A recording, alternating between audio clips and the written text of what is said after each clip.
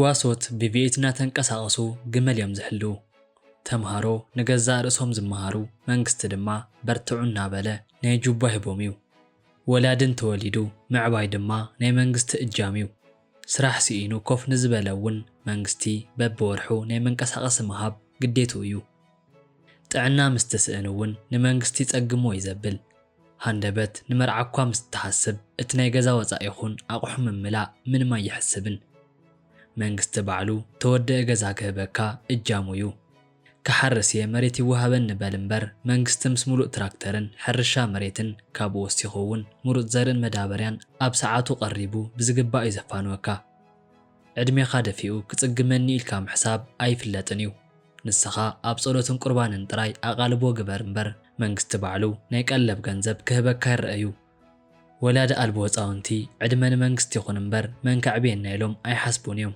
مودعا نلوم عن تحزالكم زمصاخو هاجر نيزيغا هيوت بحصيرو نزي مسل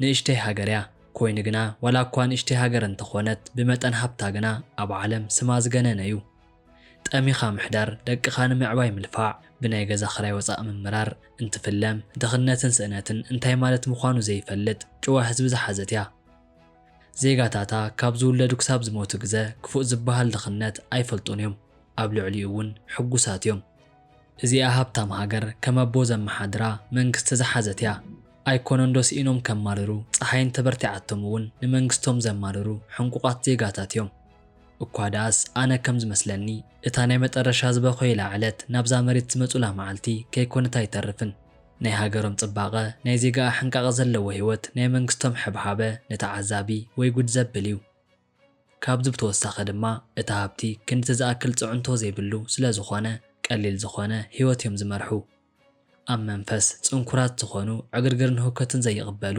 ደሚቖም ክንረአ ዘይብሉ ባህሎም መኽረርቲ ህዝቢ እዮም እዛ ሃገር ነዳዲ ልክዕ ካብ ማይ ካብ ዘፈልፍለ ሃገራት እታ ሓንቲያ ኮይኑ ግና እዚ ኩሉ ሃብቲ ሒዛ ዋላ እኳ እንተጸንሐት ንምልክት ዝኸውን ሓደ ነዊሕ ህንፃ ዘይትውንን ሃገር እያ ነዊሕ ህንፃ ኣለዋ ተተባሂሉ እውን እዚ ትርእይዎ ዘለኹም ናይ ሚናራ መስጂድ ጥራዩ ካብ ዝወፃእ ዘለዎ ፎቓታ ንውሓቶም ካብ 40 ሜትሮ ዝነኣሰ በዓል 4 ወይ እውን በዓል 5 ደብሪ እዩ እሞ ደኣ በዚ ኩሉ ሃብቲ ንምንታይ ነዊሕ ህንፃ ዘይትውንን እንተልኩም ድማ ጸኒሐ ዝገልጸልኩም መደነቒ ምኽንያት ሒዛያ ንሎማዓንቲ ኣዝያ ሃብታም ዝኾነት ኮይኑ ግና ፎቕ ዝበሃል ዘይትፈቱ ናብ ኦማን ሃገር ወሲደኩም ኣለኹ ሓቢርኩም ንጽንሑ ላይክን ሸርን ብምባል ናብ ኩሉ ንክባጻሕ ደገፍኩም ኣይፈለየን ክብል ፈቱ ናብቲ መደብ ክወስደኩም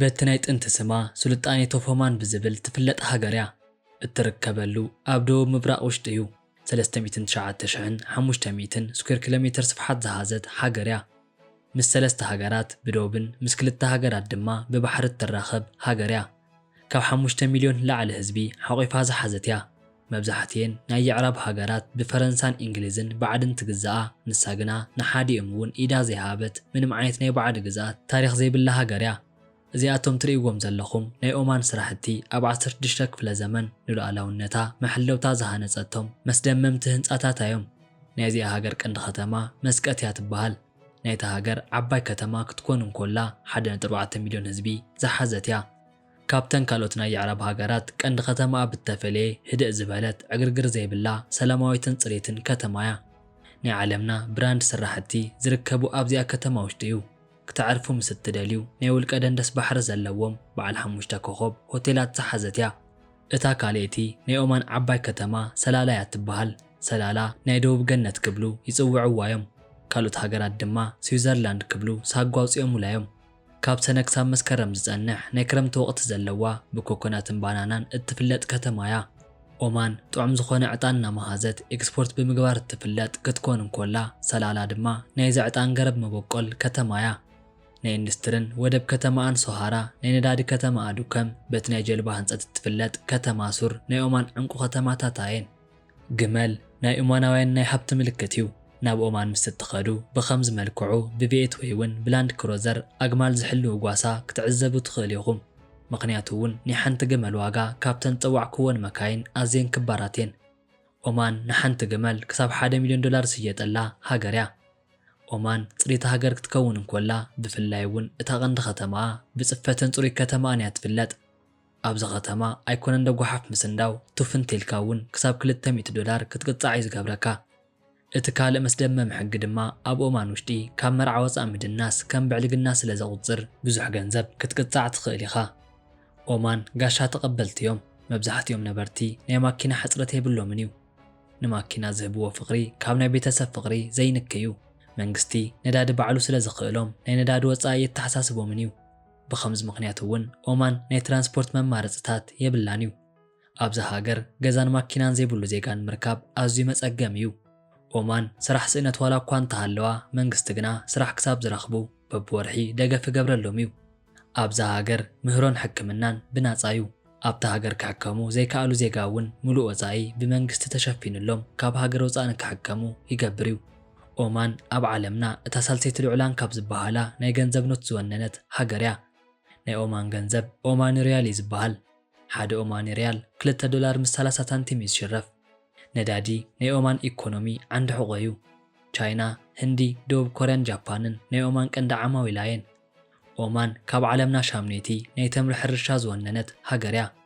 ኦማን ኣብ 24 ካብ ናይ ነዳዲ ጽግዕተኛነት ንምውፃእ ትልሚ ሒዛ እያ ትርከብ። እቲ 45 ካብ ሚእቲ ዝኾነ ዜጋ ዛ ሃገር ካብ ዝተፈላለዩ ሃገራት ንስራሕ ብስደት መልክዕ ዝመፁ እዮም። ናይ ህንዲ ዜጋ እቶም ቅድሚት ተጸራሕቲ እዮም። ኣብዛ ሃገር ካብ 13,000 ንላዕሊ ዝኾኑ ሓበሻ ይርከቡ እዮም። እተን መብዛሕትአን እውን ደቂ ኣንስትዮ እየን። ኣብ ናይ ጽሬት ስራሕትን ትካላትን ክሰርሓ እዩ ዝረአ። ኦማን ናይ ስራሕ ዓዲ እያ። ኣብ ናይ ኦማን ታሪክ ውሽጢ ብተደጋጋሚ ናይ ሓደ ንጉስ ስም ይለዓል እዩ። ሱልጣን ቃቢስ ቢን ዛይድ ናይ ኦማን ኣቦ ዝብል ሳጓ ስም እውን ዝሓዙ እዮም። ካብ 1770 ክሳብ 2020 ን50 ዓመት ዝኣክል ኣመሓዲሮም እዮም። ዝመፅሉ መገዲ ድማ ብሕታዊ ወዶም ስለ ዝነበረ ብናይ ኣቦኡ ቢን ዛይድ ተይሚር ብሰላማዊ መፈንቅለ መንግስቲ ዝመፀ ሰብ እዩ። ኣብ 1764 ናይ ወፃኢ ትምህርቲ ወዲኡ ናብ ሃገሩ እንትምለስ እቲ ህዝቢ ኣብ ድኽነት እቲ ንጉስ ኣቦኡ ድማ ኣብ ሕንቃቐት ተመልኦ ህይወት እዩ ነይሩ። ካብ ዝተላዕለ እውን ኣብ ልዕሊ ኣቦኡ ዓመፅ እንተልዕል ኣቦኡ ድማ ኣብ ቤተ መንግስቲ ኣሲርዎ ፀኒሑ እዩ። ኣብ 1770 ካብ ቅፅዓቱ ምስ ወፀ ግና ንገዛእ ኣቦኡ ብናይ እንግሊዝ መርሕነትን ናይ ህዝቡ ደገፍን ካብ ስልጣን ኣልይዎም እዩ። ብድሕሪኡ እውን ንዕበይቲ ዝሃገር ብዙሕ ክሰርሕ ጀሚሩ እዩ። ኦማን እውን ንፈለማ ግዜ ነዳዲ ዝረኸበትሉ ኣብ 1930 እዩ ነይሩ። ኮይኑ ግና ብብዙሕ ምኽንያት ነዚ ሃብቲ ክትጥቀመሉ ኣይከኣለትን። ንሱ ናብ ስልጣን ምስ መፀ ግና ነቲ ናይ ነዳዲ ኢንዱስትሪ ብምዕባይ ንሃገሮም ከዕብዩ ጀሚሮም እዮም። ኣብዚ ሰዓት እውን ንድኽነት ንሓንሳብን ንሓዋሩ ካብ ሃገሮም በርቂቖም ኣውፂኦም እዮም። ብድሕሪ እዚ ድማ ኦማን ክትዓቢ እንኮላ ባህልን ታሪኻን ክትገድፋ ይብላን ብዝብል ነታ ዓቢ ፎቕ ንከይህነፅ ድማ ሕጊ ጸዲቑ እዩ። ካብ 300 ንላዕሊ ደሴት ዝሓዘት ሃገር እያ። ብጠባይ ኣየራ እውን ካብ ኩለን ናይ የዕረብ ሃገራት ተፈልየትን በረኻ ዘይኮነት ሃገር እያ።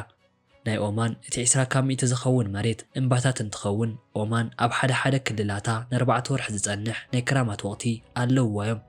ነዋሕቲ ፎቓት ናብ ምህናፅ እንተኣቲና እቲ ባህልናን ክብርናን ክነጥፎ ኢና ዝብል ፍርሒ ስለ ዝሓዘት ነቲ ሕጊ ክተጽድቕ ተገዲዳ እያ። ኦማን ኣብዚ ሕጂ ሃብታማት ካብ ዝበሃላ ሃገራት እቲ ሓንቲ እያ። ናብዚ ደረጃ ንክትበጽሕ እቲ ዓቢ ዓሸራ ዘዕረፉ እዚኦም ሱልጣን እዮም። ብ2020 ኣብ ጃንዋሪ 10 ኣብ 79 ዕድሜኦም ህይወቶም ሓሊፉ እዩ። እዚ መራሒ ብህዝቡ ኣዝዩ ዝፍቶ መራሒ እዩ። ክሳብ ሕጂ ግዜ ኣብ ኦማን ውሽጢ ብዛዕቦም ሕማቕ ነገር ምዝራብ የቕፅዕ እዩ።